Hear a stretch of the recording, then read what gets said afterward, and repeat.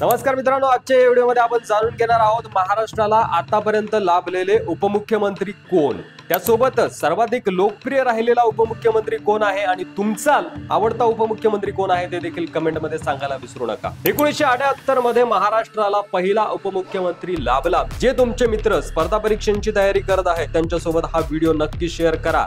नाशिकराव तिरपुडे काँग्रेसकडून उपमुख्यमंत्री राहिलेत। महाराष्ट्राचे पहिले उपमुख्यमंत्री 5 मार्च 1978 ते 18 जुलै 1978 असा त्यांचा कार्यकाळ राहिलेला आहे। वसंतदादा पाटील हे तेव्हा मुख्यमंत्री होते।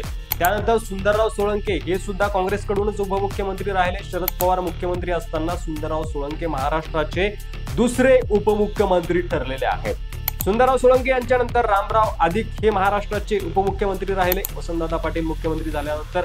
त्यानंतर गोपीनाथराव मुंडे हे महाराष्ट्राचे मुख्यमंत्री होते। युतीचं सरकार जेव्हा आलं होतं 15 मार्च 1995 ते 11 ऑक्टोबर 1999 असा गोपीनाथ मुंडे यांचा कार्यकाळ राहिला। ते देखील लोकप्रिय उपमुख्यमंत्री राहिलेले आहेत महाराष्ट्राचे। मनोहर जोशी तेव्हा मुख्यमंत्री होते आणि त्यांच्यानंतर नारायण राणे मुख्यमंत्री होते।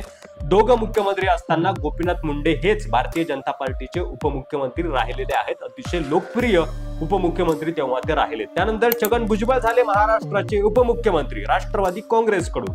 विलासराव देशमुख आणि अशोक चव्हाण मुख्यमंत्री असताना 18 ऑक्टोबर 1999 ते 23 डिसेंबर 2003 हा त्यांचा पहिला कार्यकाळ आणि 8 डिसेंबर 2008 ते 10 नोव्हेंबर 2010 असा त्यांचा दुसरा कार्यकाळ राहिलेला आहे। छगन भुजबळ यांचा उपमुख्यमंत्री असताना हे देखील महाराष्ट्राचे लोकप्रिय उपमुख्यमंत्री राहिलेले आहेत।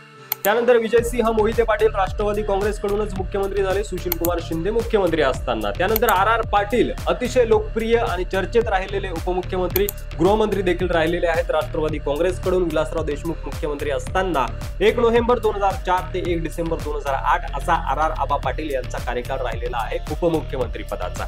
त्यानंतर सर्वाधिक जास्त काळ महाराष्ट्राचे उपमुख्यमंत्री राहिलेले, सर्वाधिक चर्चेत राहिलेले, सर्वाधिक लोकप्रिय असलेले महाराष्ट्राचे दादा अजितदादा पवार महाराष्ट्राचे उपमुख्यमंत्री राहिले। पहिल्यांदा 10 नोव्हेंबर 2010 ते 25 सप्टेंबर 2012 असा त्यांचा कार्यकाळ राहिला। दुसरा कार्यकाळ 25 ऑक्टोबर 2012 ते 26 सप्टेंबर 2014। तिसरा कार्यकाळ 23 नोव्हेंबर 2019 ते 26 नोव्हेंबर 2019।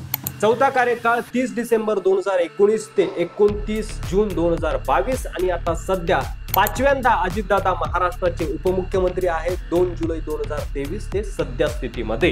पृथ्वीराज चव्हाण, देवेंद्र फडणवीस, उद्धव ठाकरे, एकनाथ शिंदे हे महाराष्ट्राचे मुख्यमंत्री असताना अजितदादा यांच्याकडे उपमुख्यमंत्री पद आलं। मुख्यमंत्री महाराष्ट्राचा कुणीही असो मात्र उपमुख्यमंत्री अजितदादाच होणार असं गणितच महाराष्ट्रामध्ये बघायला मिळालंय। त्यानंतर देवेंद्र फडणवीस यांच्यावर देखील उपमुख्यमंत्री होण्याची वेळ आली। 30 जून 2022 ला त्यांनी आपला पदभार स्वीकारला। एकनाथ शिंदे मुख्यमंत्री झाल्यानंतर देवेंद्र फडणवीस हे सध्या पदस्थ आहेत। 30 जून 2022 ला त्यांनी पदभार स्वीकारलेला आहे। ते सुद्धा महाराष्ट्राचे लोकप्रिय उपमुख्यमंत्री राहत आहेत, गृहमंत्री देखील आहेत महाराष्ट्राचे सध्या। ही होती महाराष्ट्राला लाभलेल्या उपमुख्यमंत्र्यांची यादी। यामध्ये तुमचा आवडता उपमुख्यमंत्री कोण कमेंट बॉक्समध्ये लिहायला विसरू नका आणि व्हिडिओ जास्तीत जास्त शेअर करा त्यांच्यासोबत जे स्पर्धा परीक्षांची आणि MPSC ची तयारी करत आहेत। काही चुकलं असेल तर कमेंट बॉक्समध्ये लिहायला विसरू नका। धन्यवाद।